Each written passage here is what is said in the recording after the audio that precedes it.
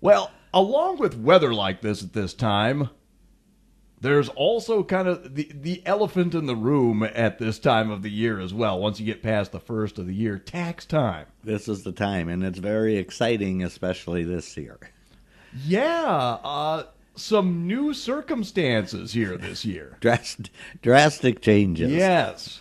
Now, I sort of have a dilemma because we do this program as a service, and we would like to help those who don't have their returns done professionally, give them some advice. And actually, we do take phone calls if someone has a question while I'm on. Sure. We will try and answer it. So, really should be delving on those returns that are due this coming April, which are the 2017 returns. Interesting factors, we have major tax changes that take effect in 2018. So I know everyone wants to hear what the new tax law is going to do to them. Yeah, because a lot of people, I'm sure, are kind of like me, and it's going over their heads. And it's even going over my head. That's not a good sign. We don't admit this very often, but we don't know what we're doing when it comes to the 2018 tax law. Wow. You have to understand the system. Yeah. I mean, this was signed just before Christmas, so we've had 3 weeks of having this tax law, and it's major. And automatically after Congress passes a tax law, there's a committee that reviews it for technical corrections. Okay. And we heard that law was passed with some sections penciled in the margins. Mm-hmm. So we know there are some problems with the copy that we get, the laws that we're reading. That was retyped and redistributed and issued. I saw one notification where it says that the amount of a personal exemption is going to be 0. Now, personal exemptions, unfortunately, are covered in 4 different areas of the tax code. Well, the other 3 sections say the personal exemption will be $4,150. Wow. So we know, I mean, and this is just what happens with major tax law, because the changes the tax law is so complicated.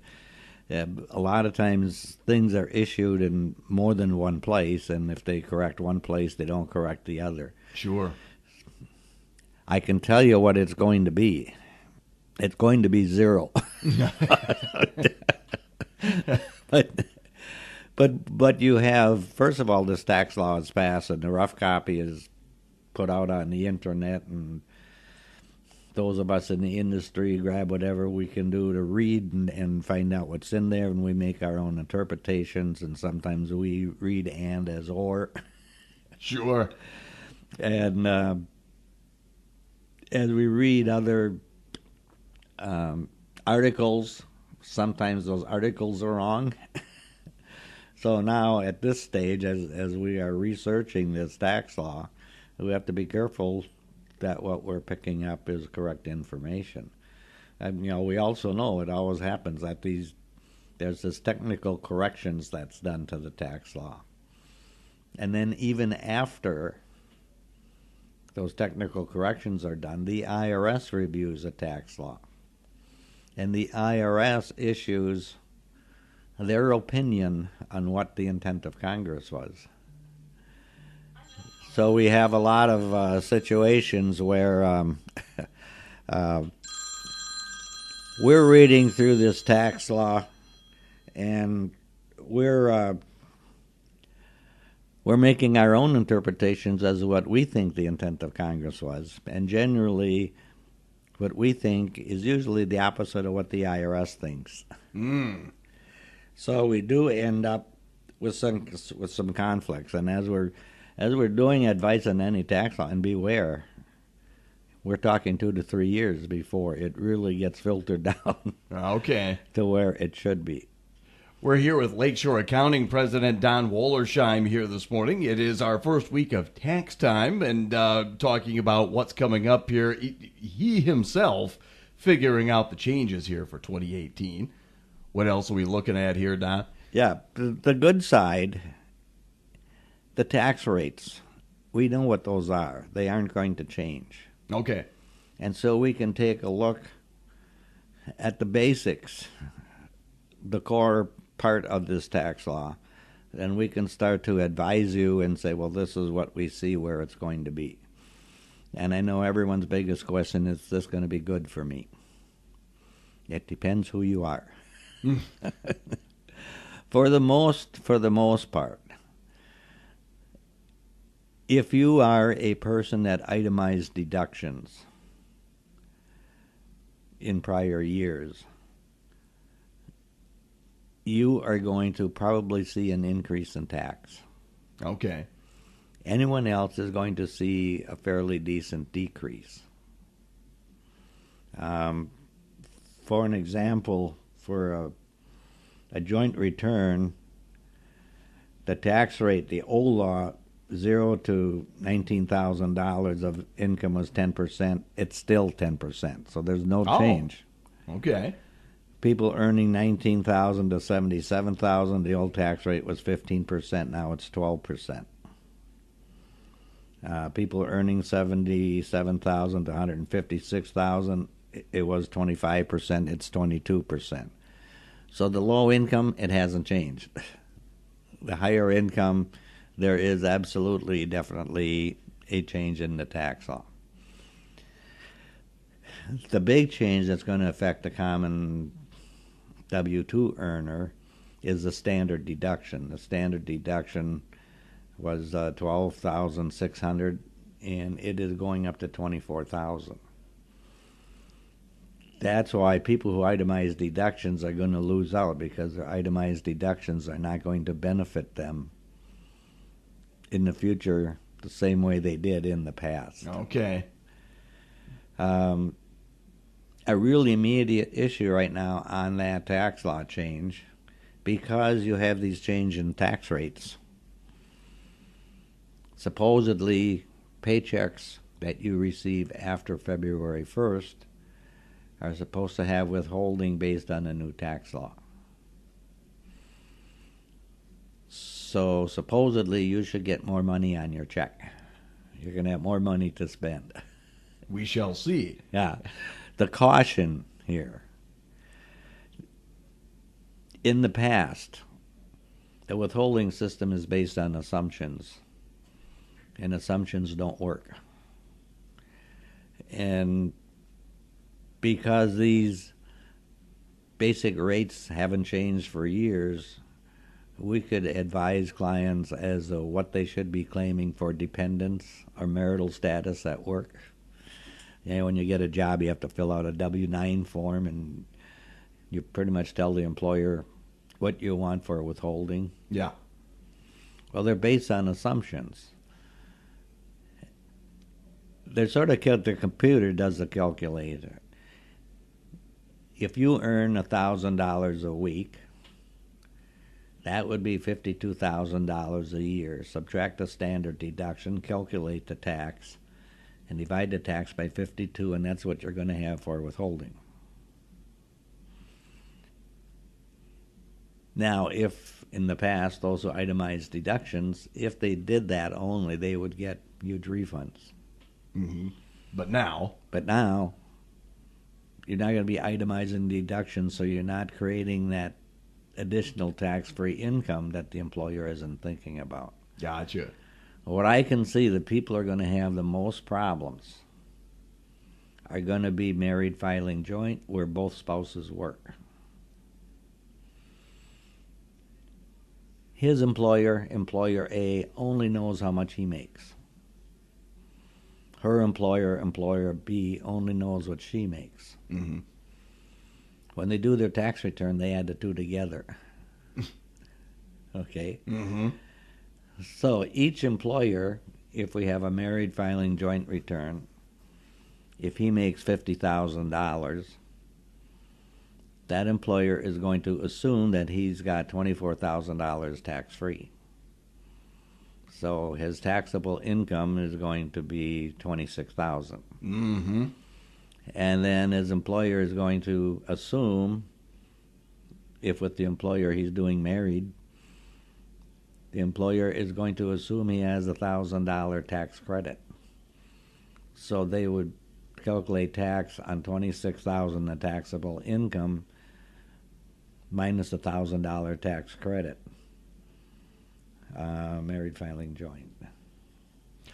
That would be a 12% tax bracket. Okay. Okay. Her employer is going to do the same thing. They would calculate tax at a 12% tax bracket and then deduct a $1,000 credit. Okay. All right. So between the two of them, when they do their tax return, they don't get a $2,000 tax credit. They get a $1,000 tax credit. So they are already under withheld by $1,000. Yep. In addition, over $77,000, if I add the two together, they've got $112,000 of income. That's taxed at a 22% tax rate. Mm. And the employer's been withholding 12%. I have to take a real quick break here, Don. We're here with Lakeshore Accounting President Don Wollersheim here with Tax Time. Back with more right up after this here on the Breakfast Club. Time is 8:28. Betsy here from Silver Lake Country Store. Winter can be a hard time. Now, before we left off the break, you go ahead, pick up right where you left Okay, yeah, off. I gave the example that the withholding tables, particularly with married filing joint, and they both work, it's based on assumptions, and they don't work Right. necessarily. So the example I gave, you would have $1,000 of tax credit that the people were not entitled to. You would have withholding at 12%, and their actual tax rate is 22%. You have to be aware that it's your responsibility to pay your tax during the year as time goes on. When you get your first check, it's going to be bigger because the withholding is smaller. Take a look at it and make sure that it hasn't decreased too much. Okay. Don't, oh, wow, this is really great. My example, I would be creating a balance due on that tax return of $5,000 at the end of the year. So I'm talking about $400 a month difference. Yeah. And if you don't look at this, wow, this is really great. We get $400 a month difference. I really like the new tax code. When in fact, it's an error. Don't go out and spend that money because you're going to need it on April 15th of 2019 Sure. to pay the balance due. So you really have to be careful. When there's a major change like this, I mean, it's even difficult for us to estimate. We don't have, the computer programs aren't written yet for us to do estimated taxes to figure out what the result is going to be next year, or to even advise you. Hopefully they're going to be out soon that we can start doing stuff. There are some programs on the internet, but again, be careful using them because all of the information is not out. But, you know, they're working very hard at getting it out, but it's not all out, and then sometimes there are glitches in the program. But when you get that first paycheck and you got this windfall of extra money, kind of just check to see what this is kind of based on and what your income is going to be. I mean, there are some quick checks you can do on it. You can pick up these tax rates on the internet and you can just do a real quick calculation just to make sure it's going to be close. I can see, not this tax season, but next tax season, we're going to have a lot of problems with balance due. And the other problem that this is creating, if you owe more than $1,000 when you file your tax return, you can be assessed an underpayment penalty. The exception to the penalty is if you had paid in equal to last year's tax. Now, in a pure sense, if I have a taxpayer and his income hasn't changed, and his withholding goes down because of new tax tables, he's not going to have paid in equal to last year's tax. Okay. So in my example, not only would this person owe $4,000 or $5,000 in taxes, but they would owe penalties on that $5,000. How high of a penalty are we looking at? It could be 5% per month, up to 25%. Okay. And then you're also talking interest. Yep. On the balance due. So it can be significant. My advice is just take a look, and if it's an extremely large reduction, save some of it, don't spend it. And probably in May or June, recheck, get your pay stub and look what the total withholding has been. You know, the way these things are computed, a part-time employee is going to be way under withheld if he has a full-time job someplace, because that part-time employer is going to be withholding nothing, because the computer calculations will say this person owes no tax. Okay. But when he adds those 2 or 3 jobs together, waitresses is a good industry where they have 6 or 7 different employees through the year. College kids who have jobs when they're at school, and summer jobs when they're at home. Sure. None of those employers, the way the calculation works and the way that standard deduction has been raised, are going to be withholding much, if anything, for taxes. And when you add all these different things together, you fall into a taxable amount, and it's your responsibility. The IRS puts it on you to make sure that that withholding is right. So now take a look, and if it's an extremely huge increase in your pay stub, question it. And then again in May or June, when you've got a few month history that you can see a pattern set up here on the withholding, you should check it again. A lot of preparation like this can really pay off. Oh, absolutely. Yeah. Lakeshore Accounting President Don Wollersheim here with us with Tax Time. We're our time just about up here, I guess, but you're going to be back here, I'm assuming, next week. Every Wednesday. Every Wednesday. Through the end of tax season. Through the end of tax season. There we go. Okay? Yeah. Yeah, it's been great having you on again. And I don't think I've even seen you since.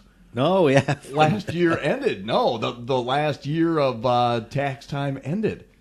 Yeah, it was good catching up with you again. That's good to see you. Thanks. Yeah.